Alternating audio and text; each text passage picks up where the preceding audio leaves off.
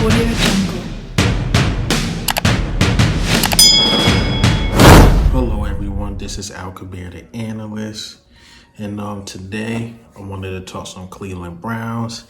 Yeah, man, I need that cut, man. This that quarantine, man, and yeah, just talk some Cleveland Browns. They on a 3-game winning streak, man. They on a 3-game winning streak, and nobody's talking about it, and nobody's talking about how it's a new day in Cleveland. It's a new day in Cleveland. This is Al Kabir, the analyst. All right, so before I start off, man, I salute y'all, man. Anybody that watch my videos and always commenting, and I always appreciate it, man. I'm at 400 subs. You know, if you've first been watching me from the beginning, just did this for fun. I'm starting to take it more and more serious, starting to do more and more research on these teams, and I just enjoy doing this. I enjoy just putting out a video every single day, and I just love that y'all support me and love it a lot. So I'm at 400, trying to get to that 500, and we just gonna keep going up, man. We just gonna keep going up. And once again, thank y'all. You know, I always see my comments. Jones is always in there, Devin, and there's always a few more. It's always in my comments that support me, and I just want to let you know I appreciate it. Channel's going up, and yeah, just wanted to let y'all know that. Not trying to get too sentimental, but let's get to it, man. Let's get to it.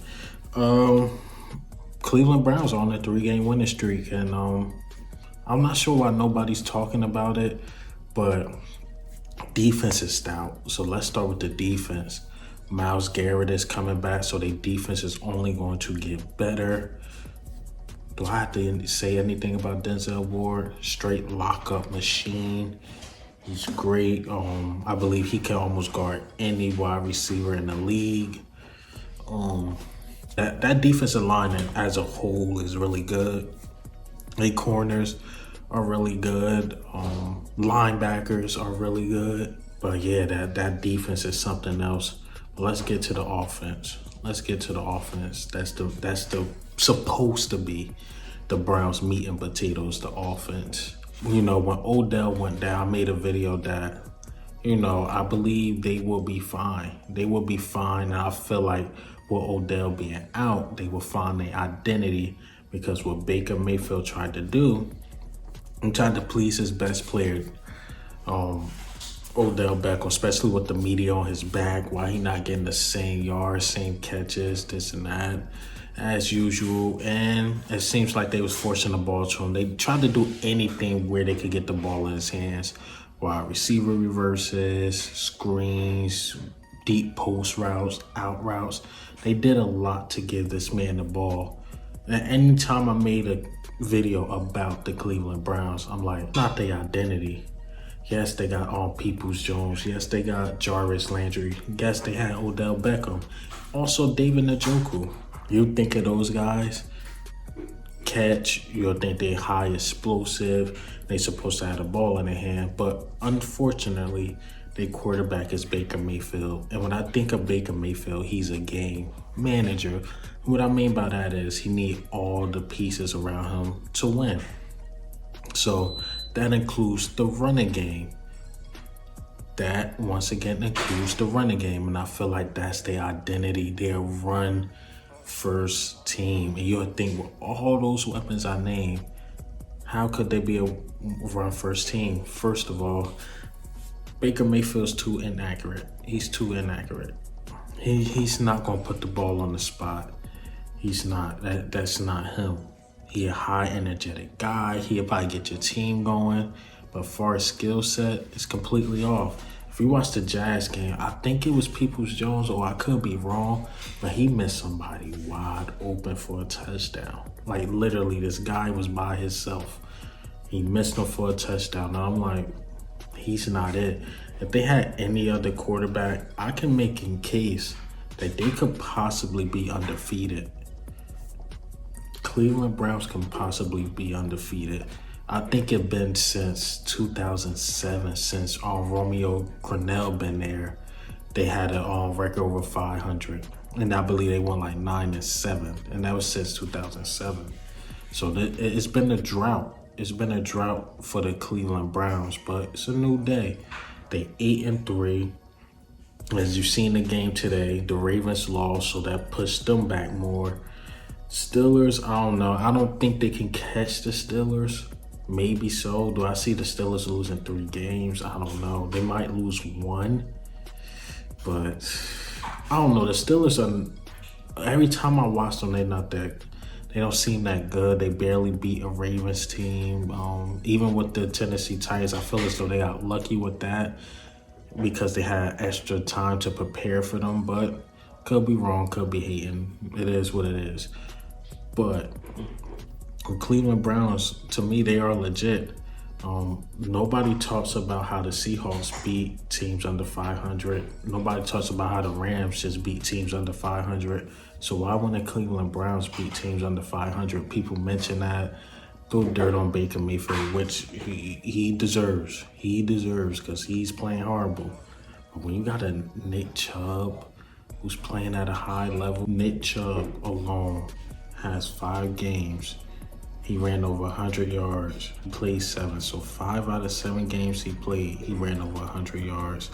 His stats for the season, he has 115 rush attempts, 719 yards, average 6.3 yards per carry, 6 touchdowns. That's Nick Chubb. That's just Nick Chubb. Guess who else they got? And I knew, and I don't know why people keep putting him under the bus like he fell off a cliff. I knew he was going to come back better than ever. Our guy Kareem Hunt. I said they got 2 studs back there. You don't let those guys go to waste. You just don't. And Kareem Hunt stats, he rushed the ball 157 times, 706 yards. He averaged 4.5 yards per carry. So they got 2 running backs that averaged over 4.5 yards per carry. 2 running backs that got over 700 yards, and he has 4 rushing touchdowns himself. So you try to contain Nick Chubb, you like, ooh, man, gotta deal with another beast. Another beast. And to me, I thought the offensive line was gonna be shaky as well, because I believe they lost a couple offensive linemen during the COVID thing. A lot of them opt out, but the offensive line looked good. They got some good receivers, good tight ends, 2 stud running backs. And you tell me this team legit, man. This team is legit. I mean, once again, I don't see them catching the Steelers, and if they do, you do not want to play this team in Cleveland at cold weather and they'll run the ball up and down on you. I don't think no team want to see that. The only team that can possibly be prepared for that is the Tennessee Titans, because they got to deal with King Henry during practice. But other than that, I don't see no team. But it's gonna come down to, and this will happen with the Tennessee Titans. Say if Cleveland do make it far, now it's Baker Mayfield versus Patrick Mahomes versus let's say Josh Allen. When it's time for him to throw the ball, can Baker Mayfield make plays? And unfortunately not. And that's the same problem I have with Ryan Tannehill. They ran the ball up and down on the Ravens. Then they ran the ball up and down on the Patriots. And then it came down to it. It was Ryan Tannehill versus Patrick Mahomes. They just couldn't do it. Patrick Mahomes was too much. And that'd be my problem with guys like Ryan Tannehill, who's been playing at a high level, and guys like Baker Mayfield. At some point, you need these guys to show up, and they just don't do it. That's my only problem with Cleveland. Any other established quarterback can do something with that offense. Can you imagine Baker Mayfield was accurate with the ball, what play action would do to a lot of teams? My God, man. My God. But not to rain on a parade. Like I said, it's a new day in Cleveland. They're winning games. They looking great. And what do you think? How do you feel about Cleveland?